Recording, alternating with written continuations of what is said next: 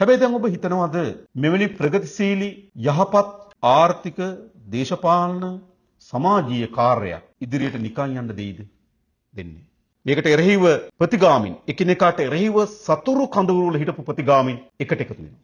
එක මිටට ඔබ බලන්න අපි ප්‍රාදේශ සභා මැතිවරණයේදී ප්‍රාදේශ සභා ආයතන 267ක් අපි දිනුවා. ලංකාවේ පළමු වතාවට. ඒකෙන් 152ක් අනිත් ඔක්කොම එකතු කරත් අපේ සංඛ්‍යාව වැඩි. හැබැයි 115ක් අපි දිනලා තිබුණට අර සුම්බුන් ටික එකතු කරපුවාම අපිට වඩා වැඩි. ඒතකොට ඒවට තියෙන වෙනම දේශපාලන ධාරාවන්. ඒතකොට දේශපාලන ධාරාවන් ලෙස ගත්තොත් ඒ පළාතේ ජීවත් වෙන අය අපිව තෝරලා තියෙනවා. හැබැයි මොකද කරන්නේ අර නේද?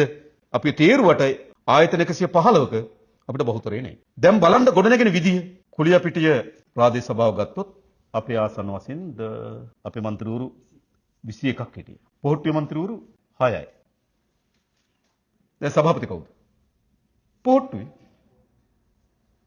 ඒගොල්ලෝ 6යි අපි 21යි. ඔවුන්ට සභාපති ධූරය ලබා ගැනීම සඳහා සහාය දෙන්නේ කවුද? සජපේ, UNP, හරි පුටුව. මේ ඔක්කොම සහාය දීලා මොකද කරන්නේ? අපිට රියව හදනවා. මම හිතන ලංකාවේ පළමු වතාවට මේ තීව්‍ර දේශපාලන බෙදීම අද ගොඩනැගෙමින් තියෙනවා. ඉතිහාසයේ බොහෝ රාජ්‍යයන් මේ අභියෝගයන්ට මුහුණ දුන්නා. ප්‍රගතිශීලී යහපත් දේශපාලන ආර්ථික කාර්යයක් ඉදිරියට ගෙන යනකොට අනිත් සතුරු කණ්ඩායම තමන් අතර තියෙන පසමිතුරුකම් පස්සේ කළා. එකිනෙකා අතර තියෙන ප්‍රතිවිරුද්ධයන් පස්සේ කළා. එකට එකතු වෙනවා. දකින්න නැති මාධ්‍ය සාකච්ඡාවක් නේද? සජමින් තිස්ස අත්නායක, පොට්ටුවෙන් එහි ලේකම්වරයා, UNPන් තලතා. මේ කට්ටිය ඔක්කොම එකතු වෙලා හිතන්න. UNP පොට්ටුව නේද? ඔක්කොම එක කඳවුරකට එනව නේද? හැබැයි මෙච්චර කාලයක් වෙන්නේ මොකද්ද අපිට? ඒගොල්ලෝ කඳවුරු දෙකක්, බිදුණු දෙකක්. හැබැයි අද ඒගොල්ලෝ අභියෝගයට මුහුණ දීලා තියෙනවා. එයි. අද මේ එකතු වල තියෙන පතුලේ කිසිවක් නෙවෙයි. තමන්ගේ පැරණි වංචා දූෂණ සහ අපරාධ යටපත් කර ගැනීම සඳහා තමයි මේ එකතුන් තියෙන්නේ. ඔවුන් පොට්ටුවේද, ඔවුන් සජබෙද අපිට අදාළ නැහැ. ඔවුන් අපරාධයක් කරලා නම්, ඔවුන් වංචාවක් කරලා නම් ඒකට එරෙහිව පරීක්ෂණ පටන් අරන් තියෙනවා. ඔවුන් දන්න පරීක්ෂණ පටන් අරන් තිබෙන බව. එහෙනම් මොකද කරන්න ඕනකම තිබෙන්නේ?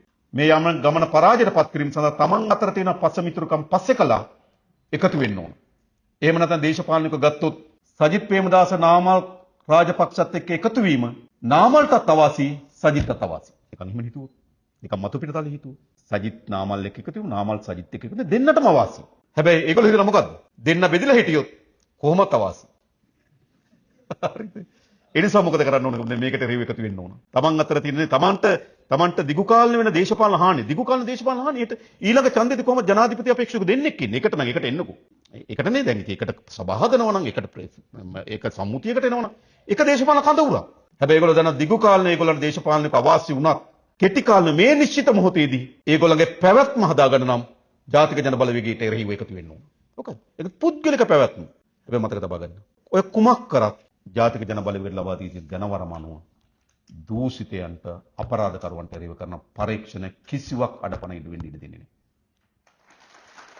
ඒ වගේම අපි කෙරේ ජනතාව විශ්වාසය තබලා මේ අපිට ලබා දුන්නු ජනවරම අපි කෙරේ තබා තිබෙන බලාපොරොත්තු අපි අනිවාර්යයෙන් ඉටු කරනවා. ඒ අවස්ථාව උදා කර ගැනීමෙන් ඔබ විශාල වෙහෙසක් දරන බව මා මුලින්ම මතක් කරා.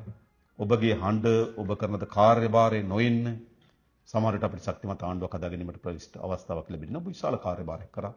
මතර ඉස්සරහටත් ඔබ විශාල කාර්යභාරයක් අපි විශාල ඉලක්ක කීපයක් හදලා තියෙනවා. මේ වසර ලංකාවට ඉතිහාසයේ වැඩිම සංචාරකයන් ආපු වසර බවට මේ 2025 වසරපත් කරනවා. ඉතිහාසයේ වැඩිම අපනයන ආදායම ලබාගත් වසර බවට මේ 2025 වසරපත් කරනවා. ඉතිහාසයේ වැඩිම ආණ්ඩුවක් ලබාගත් ආදායම ලබා ගන්න වසර බවට මේ වසරපත් කරනවා. ඉතිහාසයේ වැඩිම දූෂිතයන්ට දඬුවම් දීපු අවුරුදු බවට මේ අවුරුද්දපත් කරනවා.